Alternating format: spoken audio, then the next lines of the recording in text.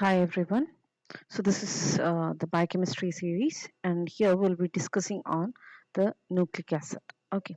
So we have already seen the structure of nucleotides, and we have seen that the nucleotides are phosphoric acid esters of nucleosides. So this is adenosine, a nucleoside, with adenine as the nitrogenous base and ribose sugar as the pentose sugar. Okay, and a phosphoric acid is attached to it, and we get adenosine 5' monophosphate, which is a nucleotide. And likewise, we can see all these ribonucleotides, adenosine, guanosine, cytidine, and uridine, and the respective nucleotides like adenosine 5' monophosphate, guanosine 5' monophosphate, cytidine 5' monophosphate, and uridine 5' monophosphate. When it is nucleosides or deoxyribonucleosides, we can have deoxyadenosine and the corresponding nucleotide being deoxyadenosine 5' monophosphate. Okay, then we have deoxyguanosine, this deoxyguanosine 5' monophosphate. Deoxycytidine, we can have the deoxycytidine 5' monophosphate. Obviously, we don't have uridine in the deoxy sugars. We have instead the thymidine, and it is thymidine 5' monophosphate, the nucleotide with deoxyribose sugar. Okay, so these are the nucleotides and the nucleosides. Now, what are the functions of nucleotides performed in a biological system? The first and foremost, it is being as a precursor or monomer for the biosynthesis of RNA and DNA. We can see that the nucleotide triphosphates are the monophosphates. Okay, so nucleotide phosphates and deoxynucleotide phosphates, they serve as precursors or monomers for the biosynthesis of ribonucleic acid and deoxyribonucleic acid respectively. As we have already mentioned, the nucleic acids, they are polymers of nucleotides. So that is one of the most important function. Apart from that, the nucleotides, they perform various other functions, and they have a very important role in a biological system. ATP, GTP, UTP, or CTP, they all act as a carrier of phosphates and pyrophosphates in several enzymatic reactions involved in metabolism. Okay, so for example, we can find in glycolytic pathway itself, which is one of the simplest in the cellular metabolism, we can find ATP being used a couple of times for phosphorylating substrates and intermediary products. Likewise, DTP is also found to be used in the Krebs cycle. So we can find various other reactions, enzymatic reactions in one or the other metabolic activities going on in the cells. Okay, where these nucleotide triphosphates are being used as a carrier of phosphates and pyrophosphates. The next one is the nucleotide triphosphates. They serve as coenzyme like carriers of various functional groups. For example, we can see UDP, it is being used for carrying glucose during the biosynthesis of glycogen.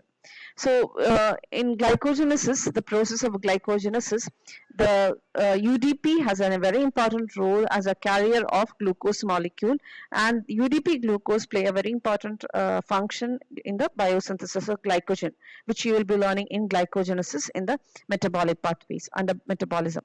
Okay, then we have is the cyclic AMP. Obviously, it is a modified cyclized adenosine monophosphate. This acts as a secondary messenger that transmit signals and even amplify the signals of which are delivered by the hormones. So hormones bringing the message, it is being passed into the cells with the help into the cells, and there it is being amplified. The message is being amplified with the help of cyclic AMP. So it is a very important cyclic AMP. It functions as a very important secondary messenger for the signal transduction process in a cell. Then many of the coenzymes, for example, NADH, FAD, they are all nucleotide derivatives. NADH, it is a nicotinamide adenine dinucleotide reduced form, and FAD, it is flavin adenine dinucleotide. Again, it is an adenosine based what you call molecules, and they act as coenzymes, which you may have come across when you have studied various biochemical reactions in your lower classes. So these are a few of the functions performed by nucleotides as such. Obviously, they function as precursor for the synthesis of nucleic acids, and we'll be passing on to the structure of nucleic acids in the next slide. Okay, so what are nucleic acids? Nucleic acids are simply polynucleotide chain, that is nucleotide being bound to one another in a series, in a sequence, to form a nucleic acid. Okay, so how it happens? It is a nucleotide binds with another nucleotide by way of condensation polymerization, and the bond formed between them, it is 3' 5' phosphodiester bond. We have already seen a phosphoester bond, isn't it? We saw that the bond over here, it is COP. This is a phosphoester bond, a single phosphoester bond. So this is actually 5' phosphoester bond, because it is the esterification is done on the 5' carbon of the sugar, pentose sugar. Okay, so what we are referring over here, it is 3' 5' phosphodiester bond. Okay, so the bond is formed between the 3' carbon and the 5' carbon of two adjacent nucleotides, which come together to form a polynucleotide chain.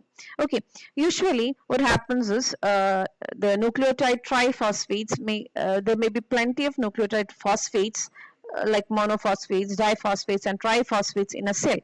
So when these nucleotides are being employed for the synthesis of nucleic acid, these triphosphates and diphosphates, they lose their beta phosphate or gamma phosphates, that is pyrophosphates and orthophosphates, and they become like nucleotide monophosphates, and it is in this form they start to polymerize. Okay, and so beta and gamma phosphates of nucleotide phosphates, they are lost for the polymerization to happen, and successive nucleotides, that is adjacent nucleotides, they are linked together by covalent bond, and this covalent linkage, it is by way of alpha phosphate bridges.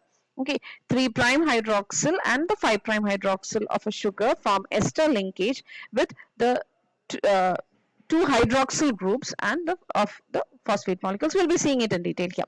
Okay, so this is one nucleotide here. Okay, so the this nucleotide having a nitrogenous base, it is a ribose sugar because it is a hydroxyl group on the second carbon of the 2' carbon. Okay, and the 5' carbon is having a single phosphate, so it is a nucleotide monophosphate. Okay, ribonucleotide monophosphate. Fine. Now this is yet another what you call monophosphate. It is again this is a pyrimidine, and here you can find a purine, right? And here you can see it is again a ribonucleotide monophosphate. Okay, so how it happens here? You can see here these are the adjacent. I'm sorry. Okay, so in these adjacent nucleotides which are going to polymerize, you can see that the here you can see there is a condensation reaction going on, and here hydroxyl group on the phosphoric acid and hydrogen from the 3' carbon of the let it be the first nucleotide and let it be second nucleotide. Okay, so hydrogen attached to 3' carbon of the first nucleotide and hydroxyl group of the phosphoric acid of the second nucleotide, they are released as water, and a condensation product is formed, and this becomes a dinucleotide having two nucleotides bound through a phosphodiester linkage. Okay, so I hope that part is clear. Okay, now why it is known as a phosphodiester? Here you can see this is a phosphoester bond. Okay, COP, this is a phosphoester bond. Now when a linkage is formed, when a linkage is formed between these two molecules through this, what happens? Here POC, another ester bond is formed, right? So you can see here COP, one phosphoester bond, another POC, here again a phosphoester bond. So two ester bonds are formed. Okay, so this is why it is known as a phosphodiester linkage. Okay, so two nucleotides, they are bound via phosphodiester bond. I hope it is clear. Now why it is known as 3' 5'? It is because it is between this phosphodiester bond is formed between 3' carbon of one nucleotide and 5' carbon of another nucleotide. So the phosphodiester bond is known as 3', 5' phosphodiester linkage. Okay, and during the formation of a single phosphodiester linkage, a single water molecule is released to the system. Okay, and the product formed by the condensation, the formation of phosphodiester linkage between two nucleotides, it is not known as a dinucleotide. Likewise, more and more nucleotides will be added onto the 3' position of the to the nucleotide with 3' free 3' position, and likewise the nucleotide chain will increase in length. Okay, so here you can see 1, 2 and 3. So here you have 3 nucleotides and it is a trinucleotide. Okay, and here you can see this is in this trinucleotide, here you can have a free 5' end, and this nucleotide, the 3' end is not free because it has formed a phosphodiester bond with another nucleotide over here. Okay, and this is adenylic acid, this is guanylic acid, right? And it is deoxyribo. Okay, so it is deoxyadenylic acid and this is deoxyguanylic acid, right? And here again 3' carbon is engaged in a phosphodiester bond with a third nucleotide, and in the third nucleotide the 3' end is free. Okay, so you have a free 5' end and a free 3' end. Okay, when a polynucleotide chain is formed, we can have a free 5' end and a free 3' end. Okay, and you can see this is the phosphodiester bond. So this is a dinucleotide. We can just see what all bonds are there. Okay, you have a bond over here. This is glycosidic bond between nitrogenous base and the 1' carbon of the pentose sugar. This is a deoxyribo sugar. Okay, then another bond. It is between the 5' carbon of the pentose sugar with the phosphoric acid. It is a phosphoester bond. Between two nucleotides, we have a phosphodiester bond, and it is between the 3' carbon and the 5' carbon. So when we actually denote the direction of the particular bond, we say 3' to 5' phosphodiester bond. Okay, so the next nucleotide can be received at this end, the free 3' end. Okay, and a new 3' 5' phosphodiester will be formed. I hope this part is clear to you. Okay, now this is the okay, so it is a single chain. Okay, we have just a single polynucleotide chain. Okay, and here it is deoxyribo sugar, so single polydeoxyribonucleotide chain we have. Now during the formation of nucleic acid, especially the DNA, we can see that there are two chains. Okay, here there is one chain. Okay, here one thymine containing nucleotide. Here you have guanine containing nucleotide, the cytidyllic acid, the adenylic acid. Okay, so here we have a polynucleotide chain with 4 nucleotides here. Similarly, on this side also we have 4 polynucleotide chain with 4 nucleotides. And these 2 polynucleotide chains, they bind together through hydrogen bonds to produce a double-stranded chain. And that is how the DNA, deoxyribonucleic acid, is produced. And you can see here a few things which you can just which you have already studied in your lower classes. You can just remind yourself that one is they have a 5' this is one polynucleotide chain having a 5' end, free 5' end on this end and 3' end on this end. Okay, the other strand, the opposite strand, we have 3' end, free 3' end of this nucleotide chain facing the 5' end of this chain. Okay, and similarly the free 5' end of this particular chain is facing the free 3' end of this particular chain. So we call this type of arrangement as anti-parallel. Okay, so it is 5' 3' direction, and this is you can see here 5' 3' direction is in opposite way.